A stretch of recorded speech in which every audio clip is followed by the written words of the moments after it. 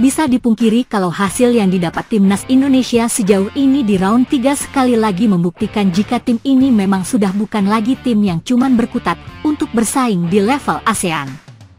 Hal itulah yang diketahui cukup membuat rival-rival di ASEAN merasa jalous.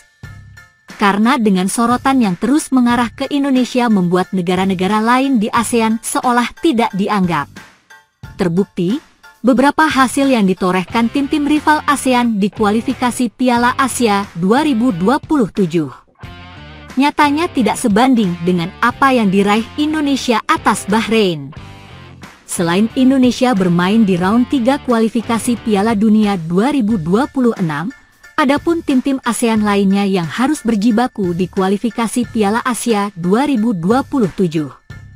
Tim-tim macam Thailand, Vietnam, Malaysia, Laos, hingga Singapura masih harus berjuang untuk memastikan satu tempat di Arab Saudi. Jelas melihat situasi yang ada, maka wajar jika nama timnas Indonesia adalah yang paling mendapatkan atensi. Terlebih, setelah tim Garuda mampu mengalahkan Bahrain 1-0 sekaligus menjaga asa untuk lolos ke Piala Dunia. Pada akhirnya, ini memang membuat hasil-hasil yang diraih tim-tim ASEAN lainnya seolah tak terlalu berarti banyak. Bagi media-media di ASEAN sebagian besar memang sudah mulai sadar diri jika saat ini level timnas Indonesia memang ada di peringkat berbeda. Bukan cuma soal kompetisi, tapi juga soal kedalaman skuad serta nilai skuad yang dimiliki tim Garuda. Bisa kita bayangkan kalau skuad yang sekarang bernilai sekitar 600 miliar rupiah tampil di gelaran Piala AFF. Bukan apa-apa, namun kemungkinan untuk juara itu sangat besar. Oleh karena itu, wajar jika media-media di ASEAN beneran menjadikan kemenangan timnas Indonesia atas Bahrain sebagai headline utama mereka. Indonesia kembali bernyawa, kalahkan Bahrain, tulis media Malaysia, makan bola. Indonesia dan perjudian terakhir di kualifikasi Piala Dunia, ujar media Vietnam, The Tao 247. Sementara itu, dari sekian nama di dalam skuad Garuda, ada satu yang benar-benar disorot betul oleh para rival di ASEAN, tentu saja nama itu adalah Ula Romeni. Penampilan Ula di dua laga awalnya bersama tim Garuda seketika langsung mampu mencuri hati fans. Lincah saat membawa bola, pintar dalam mencari ruang, serta efektif di depan gawang menjadikan Ula sebagai striker yang memang selama ini dicari timnas Indonesia. Nah, bagi media-media ASEAN, Indonesia cukup beruntung bisa dapat menyerang seperti dirinya. Di sisi lain, melihat situasi serta peluang yang ada pastinya misi meraih mimpi ke Piala Dunia sejatinya masih sangat terbuka dan masih sangat layak buat diperjuangkan. Seorang kiper asal Belanda bikin pengakuan mengejutkan mengenai 3 orang yang pernah jadi rekan setimnya untuk memilih dinaturalisasi untuk memperkuat timnas Indonesia. PSSI gencar melakukan proses naturalisasi belakangan ini demi meningkatkan kualitas skuad Garuda yang sedang berjuang di putaran ketiga kualifikasi Piala Dunia 2026. Hasilnya pun sudah terlihat karena timnas Indonesia kini masih memiliki peluang lolos ke putaran final Piala Dunia 2026. Terbaru, ada 4 pemain yang menjalani proses naturalisasi untuk tim senior, yaitu Ula Romeni, Joey Pelupesi, Dean James, dan Emil Audero. Romeni menjadi sensasi lewat gol-golnya, dengan salah satunya memberikan kemenangan untuk timnas Indonesia atas Bahrain. Ada belasan pemain di skuad timnas Indonesia yang merupakan bagian dari program naturalisasi yang terjadi selama beberapa tahun terakhir. 3 di antaranya adalah mantan rekan setim kiper asal Belanda, Sonny Stevens, yang pada saat ini berkarir di klub Liga 1, Dewa United. Stevens membuat wawancara dengan media Belanda, Football Premier, pada Maret lalu, dan mengungkap bahwa Ragnar Oratmanguwen, Nathan Kuaon, dan Rafael Struwijk merupakan mantan rekan setimnya.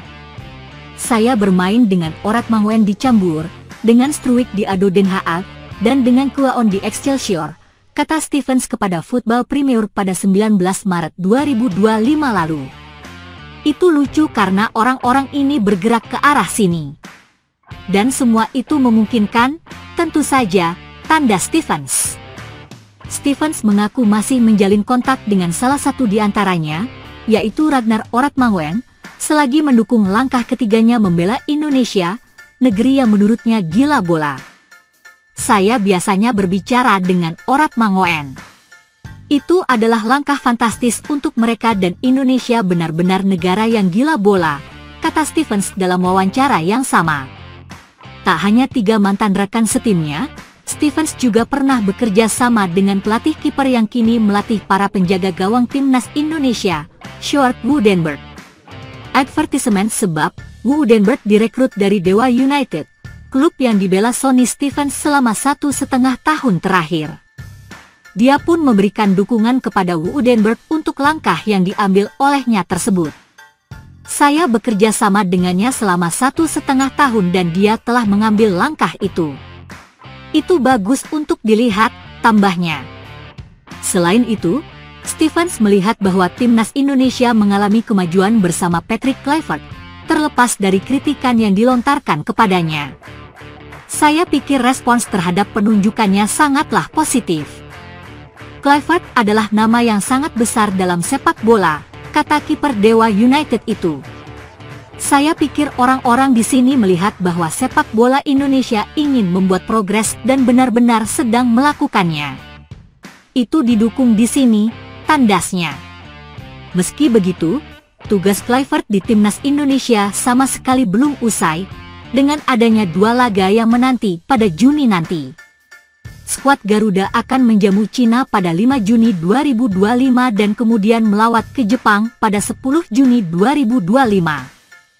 Timnas Indonesia dikabarkan memiliki seorang gelandang serang berbakat di Jerman, bernama Laurin Ulrich, yang bisa menjadi pengganti Marcelino Ferdinand.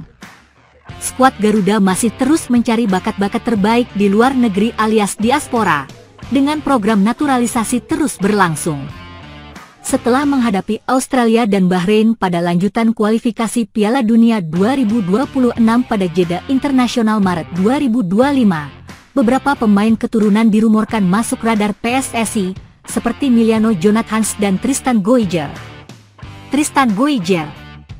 Kini, pada Rabu, 2 April 2025, muncul satu nama baru ke permukaan, namun bukan dari Belanda, seperti biasanya. Menurut kabar dari Football Indonesia di media sosial Instagram, ada seorang pemain asal Jerman yang berdarah Indonesia, yaitu Laurin Ulrich. Ulrich bermain untuk tim satelit Stuttgart yang berlaga di kasta ketiga Liga Jerman pada musim ini. Gelandang serang berusia 20 tahun itu telah memainkan 10 pertandingan di musim ini bersama Stuttgart 2 dengan berhasil mencetak 2 gol dan 5 assist.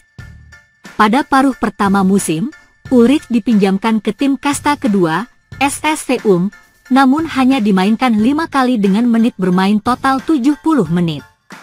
Menurut klaim dari Football Indonesia Ulrich memiliki darah Indonesia dari kakek pihak ayahnya, yang lahir di Surabaya pada masa Hindia Belanda. Advertisements jika benar demikian, maka dia eligible di mata FIFA, namun tetap harus menjalani proses naturalisasi karena ayahnya bukan pemegang paspor Indonesia. Laurin Ulrich punya harga pasaran yang sudah terbilang tinggi untuk pemain keturunan Indonesia seusianya. Dia berharga 1 juta euro alias 17,38 miliar rupiah menurut situs transfer. Ulrich berharga lebih dari 3 kali lipat dibanding Marcelino Ferdinand yang punya harga pasaran 5,21 miliar rupiah. Ya, Ulrich bisa dibandingkan dengan Marcelino karena sama-sama seorang gelandang serang. Di Stuttgart 2, Ulrich mengenakan nomor punggung 10, bermain di posisi gelandang serang alias trequartista, dengan bisa menempati posisi gelandang tengah atau sayap kiri. Dia sudah membela timnas Jerman pada level U16 hingga U19, namun belum pernah naik ke tim senior. Ulrich bermain 5 kali untuk timnas Jerman U19, namun sudah tidak dipanggil lagi sejak Maret 2024.